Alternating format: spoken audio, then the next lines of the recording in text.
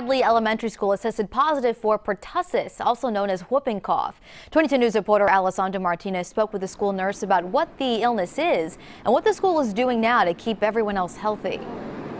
I spoke with Nurse Renee Denenfeld over the phone, who explained to me that people can still get whooping cough even if they have been vaccinated because the vaccination does wear off over time. Whooping cough disease spreads by contacting an infected person, by putting your hands in your mouth, or even sharing food. Symptoms typically appear 7 to 10 days after exposure, where you will have a cold for 2 weeks, followed by uncontrollable coughing spells.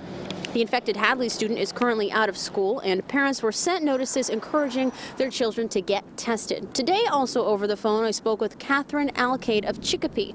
Her son Brady died of whooping cough at 2 months in 2012, and she encourages Hadley parents to take the school's notice seriously.